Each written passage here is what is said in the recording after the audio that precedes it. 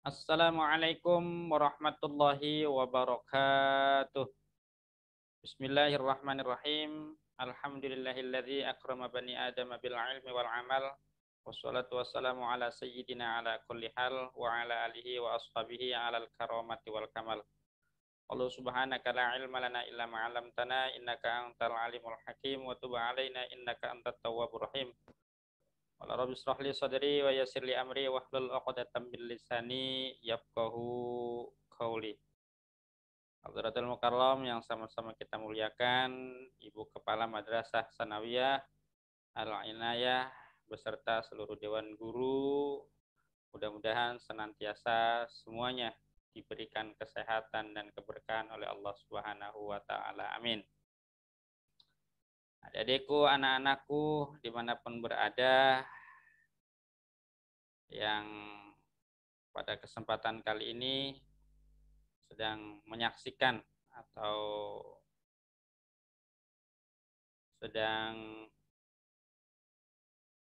sama virtual masa taaruf siswa baru MTS Al-Inayah, mudah-mudahan semuanya juga diberkahi oleh Allah Subhanahu wa taala. Amin.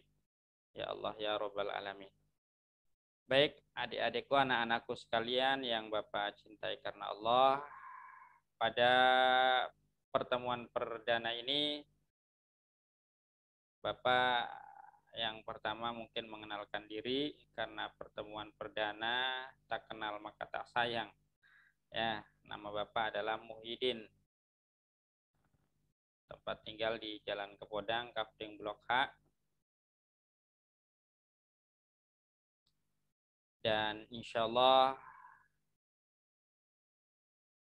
di kelas 7 Bapak akan mengajarkan materi akidah akhlak. Ya. Baik, pada kesempatan kali ini Bapak diamanatkan untuk menyampaikan materi moderasi beragama. Namun sebelumnya Bapak mengajak kepada anak-anakku sekalian, kita berdoa sama-sama. Biasakan berdoa sebelum beraktivitas, apalagi mau melaksanakan pembelajaran. Kita bertawasul dengan sama-sama membacakan Quran suratul Fatihah. Mudah-mudahan kita diberikan kesehatan, ilmu yang bermanfaat, diberikan kemudahan dalam segala hal. Ila hadiniyah wa ila likulli niyatin shalihah bi barakatil Quran. Al-Fatihah. A'udzu billahi minasy syaithanir rajim. Bismillahirrahmanirrahim. Alhamdulillahi rabbil alamin. Arrahmanir rahim. Maliki yaumiddin. Iyyaka na'budu wa iyyaka nasta'in. Ihdinas siratal mustaqim. Siratal ladzina an'amta 'alaihim ghairil maghdubi 'alaihim waladdallin. Allahumma anfa'na bima 'allamtana wa 'allimna bima yanfa'una. Allahumma inna nas'aluka 'ilman nafi'an wa rizqan wasi'an wa 'amalan maqbulan shalihan wa shifaan min kulli da'. Walhamdulillahirabbil alamin. Baik, berharap anak-anakku sekalian bisa mengikuti materi ini sampai selesai ya via YouTube Mang Muhyiddin. Jangan lupa subscribe. Baik, kita mulai ke materi, yaitu moderasi beragama. Nah, ini materi yang diusung dari Kementerian Republik Indonesia, dari Kementerian Agama ya Republik Indonesia, dianggap penting mengingat kemajmukan bangsa kita, bangsa Indonesia, beragam agama, budaya, ras, dan lain sebagainya. Karenanya Kementerian Agama Republik Indonesia ya, mengusung tema moderasi beragama. Apa itu moderasi beragama? Mari kita simak baik-baik. Yang pertama secara lughah, secara bahasa, ya, kata moderasi berasal dari bahasa Latin yang berarti tengah, adil, atau berimbang. Kalau dalam bahasa Arab itu disebut dengan wasatiyah. Wasit itu berasal dari bahasa Arab, yaitu menengahi. harus berimbang, harus adil, nggak boleh berpihak ya satu sama lain. Mungkin kita juga pernah mendengar moderator. Moderator itu artinya menengahi antara pembicara, antara pemateri dengan audiens. Apabila audiens ada yang kurang jelas, ada yang ditanyakan, maka itulah fungsinya moderator. Jadi dari kata ya hampir sama dengan moderasi, menengahi. Itu secara bahasa, secara lugat atau secara etimologi. Lawan kata dari moderasi adalah berlebihan atau ekstrim. Ya, orang yang melakukan moderasi beragama itu disebut dengan moderat. Ada istilah Islam moderat. Islam moderat itu adalah Islam yang ambil jalan tengah, tidak ekstrim kanan, tidak ekstrim kiri. Termasuk kita dalam menyikapi pandemi COVID-19 ini. Kita bukan Jabariyah yang mengandalkan takdir, kita juga bukan Qadariyah yang tidak percaya takdir. Ya kan, ada seseorang menganggap bahwa pandemi COVID Corona itu tidak ada. Ya. Ada satu yang lainnya juga menganggap bahwa terlalu takut dengan Corona. Sehingga kemana-mana, ke pasar takut, ke masjid takut, kemana-mana takut. Ya. Nah, kita sebagai ahli sunnah wal jamaah ambil jalan tengah, percaya adanya corona karena itu juga bagian dari makhluk Allah. Apapun yang terjadi di muka bumi ini atas dasar kehendak Allah Subhanahu wa taala. Kita percaya kepada qada dan qadar, ketentuan dari Allah Subhanahu wa taala, tapi tetap kita butuh ikhtiar. Ya. Sekilas kita menyikapi masalah Covid ya, karena ini juga termasuk mengambil jalan tengah. Ma asaba min musibatin fil ardi wala fi anfusikum illa fi kitabim min qabli an nabra'aha. Tidaklah suatu yang terjadi musibah di muka bumi ini dan tidak terjadi pada dirimu kecuali Allah sudah tentukan. Sebelum kita diciptakan, inna dzalika 'alallahi yasir, sesungguhnya yang demikian itu mudah bagi Allah. Ya, dalam ayat lain banyak juga. Qul la yusibana illa ma kataballahu lana huwa maulana wa 'alallahi falyatawakkalul mu'minun. Tidak sekali-kali menimpa pada diri kami kecuali Allah sudah tentukan. Ma asaba min musibatin illa biidznillah. Tidak ada satu musibah yang menimpa pada diri kita di muka bumi ini kecuali Allah sudah mengizinkannya. Ya, kecuali Allah sudah menentukannya. Akan tetapi kita sebagai seorang ahli sunnah wal jamaah perlu adanya ikhtiar, karena itu juga sunnah Rasulullah Sallallahu Alaihi Wasallam. Banyak juga ayat-ayat ikhtiar.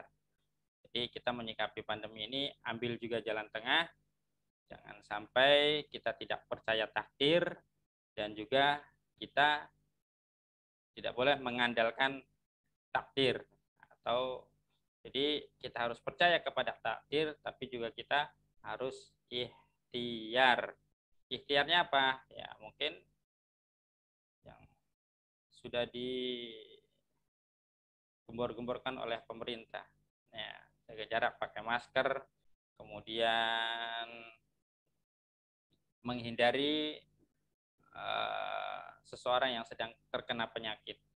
Dan itu pun ajaran Rasulullah Shallallahu Alaihi Wasallam. Baik, kita kembali ke pembahasan moderasi. Secara istilah atau terminologi, moderasi adalah cara pandang atau sikap ya atau praktek beragama seseorang yang tidak berlebihan, tidak terlalu ekstrim dan juga tidak menganggap mudah dalam beragama. Tidak terlalu ekstrim itu artinya ya ambil jalan tengah lah.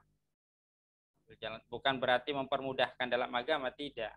Ya, bukan berarti tidak kafah dalam beragama, tetap ya masuk Islam dalam keadaan fisil mikafah. Sehingga menganggap dia apa? Enteng dalam beragama. Tidak perlu nilai-nilai agama, tidak penting.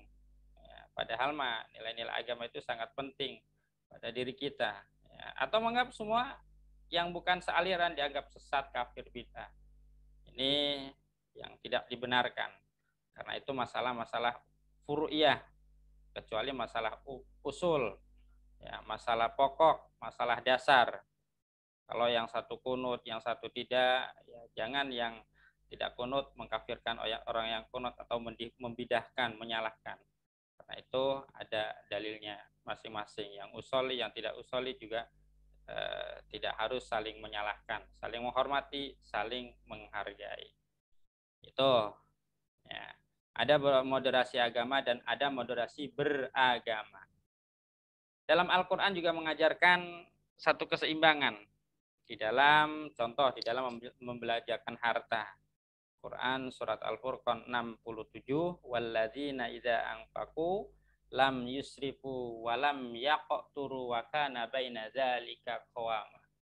Dan orang-orang yang apabila membelanjakan hartanya, mereka tidak berlebihan, tidak boros, dan pula tidak pelit, kikir, medit, akan tetapi dia mengambil jalan tengah. Ya, jalan tengah itulah yang terbaik. Dalam wudu juga kita diajarkan di dalam fikih, nggak boleh banyak memakai air, ya, dan juga tidak boleh irit. Kalau irit ya nggak, otomatis terlalu irit sehingga ya wudunya tidak sempurna, ya. Jangan terlalu irit dan jangan juga terlalu boros. Kalau boros ya dalam fikih itu dihukumi makruh. Kalau kita minta air sama orang lain justru ya jangan sampai boros. Innallaha la yuhibbul musrifin. Kita ambil jalan tengah. Nah, dalam Al-Quran juga mengajarkan keseimbangan antara dunia dan akhirat. Kita ambil jalan tengah. Ya, wabtaghi fima atakallahu daral akhirah wa la tansa nasibaka minad dunya. Kita jangan terlalu cinta, terobsesi oleh dunia. Pagi, siang, malam berusaha banting tulang, peras keringat, kaki jadi kepala, kepala jadi kaki, tanpa kita ingat kepada Allah. Itu pun salah. Juga sebaliknya, kita tidak boleh beribadah siang malam, akan tapi kita punya kewajiban yang harus kita urusi. Punya anak dan istri misalkan, jangan sampai diterlantarkan karena tidak dikasih makan. Ya. Dunia penting, akhirat juga, akhirat jauh lebih penting. Jadi janganlah urusan dunia bisa melalaikan akhirat, dan jangan pula akhirat meninggalkan urusan dunia. Cari wabtaghi fima atakallahu darul akhirah, cari kehidupan akhirat, wala tansa nasibaka minad dunya. Jangan sampai juga melupakan bagianmu di dunia, karena kita hidup di dunia. Ya, justru hidup di dunia itu adalah bekal untuk menuju kehidupan yang abadi, yaitu akhirat. Jadi ada keseimbangan. Nah, moderasi adalah sinergi antara keadilan dan kebaikan. Kemudian inti pesan ini ditarik dari penjelasan para tafsir Al-Quran terhadap ungkapan ummatan wasaton. Maksudnya apa? Umat Islam adalah orang-orang yang mampu berlaku adil dan orang-orang yang berlaku, orang-orang yang berbuat baik. Dalam Quran surat Al-Baqarah ayat 143, mari kita sama-sama baca. Ya, adik-adik silahkan disimak. A'udzu billahi minasy syaithanir rajim. Bismillahirrahmanirrahim. Wa kadzalika ja'alnakum ummatan wasatan litakunu syuhada'a 'alan nasi wa yakuna ar-rasulu 'alaikum syahida. Yang artinya,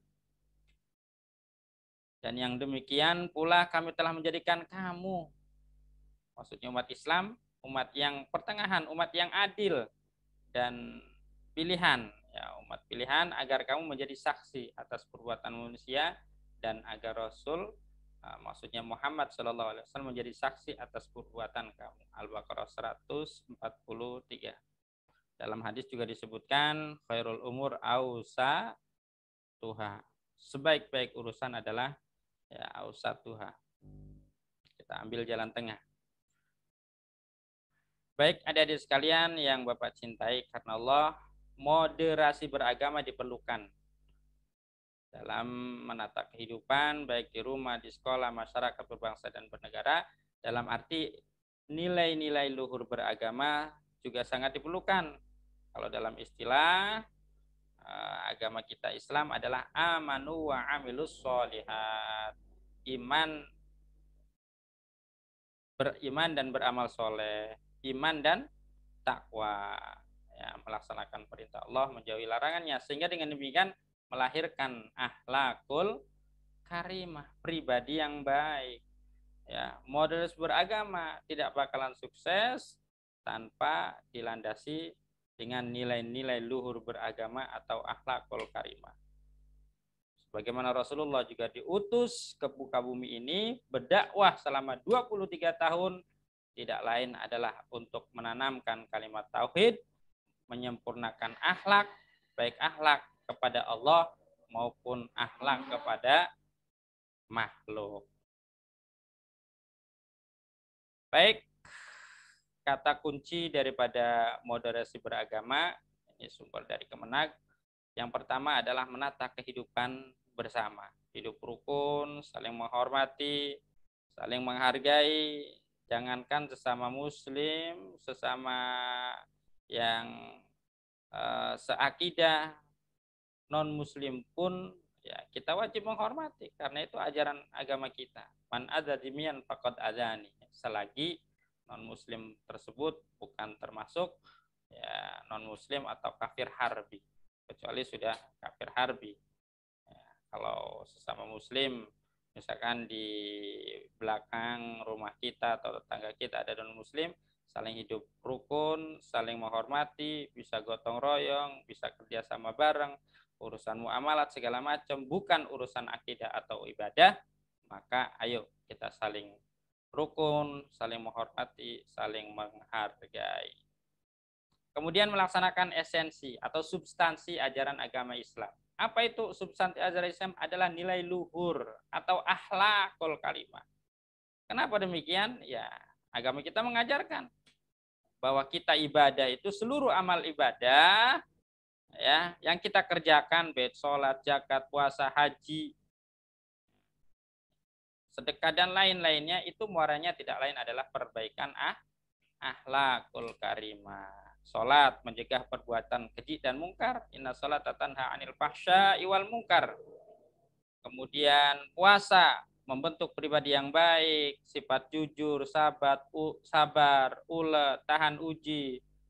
Kemudian membentuk kepribadian atau pribadi yang sosial, peka terhadap orang lain, melihat penderitaan orang lain. Itu puasa. Ya, haji juga sama, membentuk kepribadian, membersihkan jiwa. Zakat gitu ya. Zakat membersihkan jiwa. Ya, zakat fitrah membersihkan jiwa kita, zakat mal adalah membersihkan harta kita. Sama muaranya adalah perbaikan hati, akhlakul karimah. Haji, apalagi haji, untuk mendapatkan haji yang mabrur, seluruh totalitas kita harus hijrah dari yang buruk ke yang baik. Ya, supaya mendapatkan haji yang mabrur. Kuncinya adalah perbaikan akhlak. Semua amal ibadah adalah perbaikan akhlak. Ini nilai-nilai luhur yang harus kita tanamkan. Kemudian yang ketiga adalah kemaslahatan umat. Ya, kita berharap soleh bukan untuk pribadinya, tapi lebih manfaat buat orang lain, mensolehkan orang lain. Khairun nas anfa'uhum linnas kalau dalam ajaran agama kita, agama Islam. Sebaik-baik manusia adalah yang manfaat buat orang lain. Kemudian yang keempat adalah menaati konstitusi. Ya, konstitusi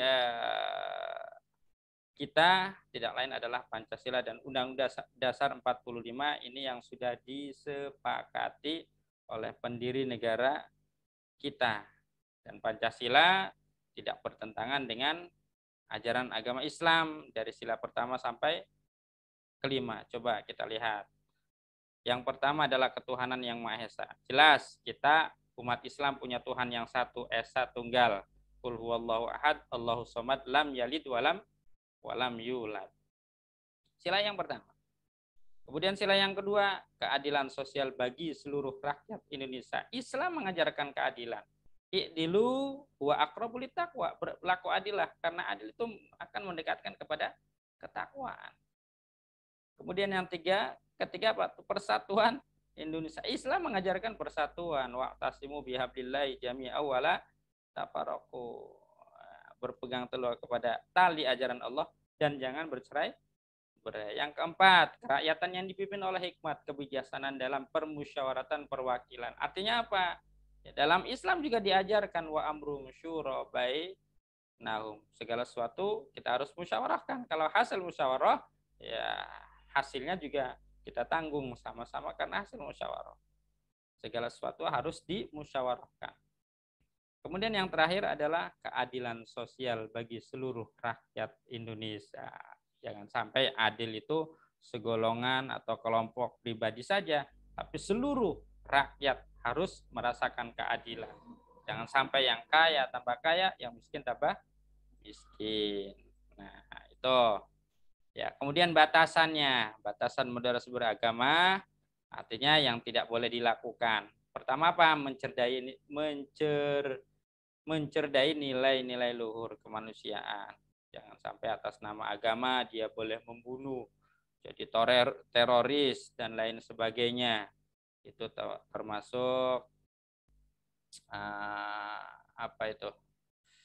Ya, dari kalangan-kalangan yang mengkafirkan orang lain, bahwa kalau tidak sependapat dengan dia kafir, halal darahnya, boleh dipancung kepalanya. Ini yang dalam agama kita tidak boleh, tidak sembarangan ya membunuh seseorang, itu ada aturan mainnya. Membunuh seseorang itu luar biasa, dosanya sangat besar kalau tanpa alasan yang hak. Kemudian melabrak kesepakatan bersama ya. Yang ketiga, melanggar hukum, baik hukum agama atau hukum negara. Nah, indikatornya yang terakhir adalah indikatornya tidak lain komitmen kebangsaan, toleran, ya saling menghormati, saling menghargai, kemudian hidup harmonis, ya tanpa adanya kekerasan, kemudian ramah akan budaya, ya dan tujuan akhirnya tidak lain adalah memberikan kehidupan yang rukun, damai, adil, makmur yang menjadi dambaan kita semuanya. Jadi sekalian, ini saja yang dapat Bapak sampaikan tentang materi moderasi beragama.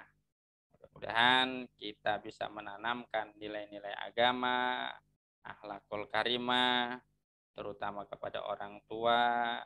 Jangan sampai durhaka ya selama di rumah. Jangan sampai kepada guru juga enggak hormat, sama saudara kita yang lebih tua ya. Harus kita tanamkan, harus ada bedanya kita sebagai pelajar dengan orang yang tidak pernah belajar. Demikian yang dapat saya sampaikan. Jangan lupa ya di channel YouTube ini ya, insya Allah Pak Muhyiddin akan sampaikan materi via daring ya di channel Mang Muhyiddin. Jangan lupa subscribe yang belum subscribe. Jazakallah khair ya.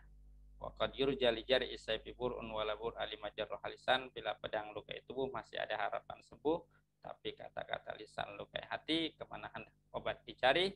Akhirul kalam billahi taufik wal hidayah. Wassalamualaikum warahmatullahi wabarakatuh.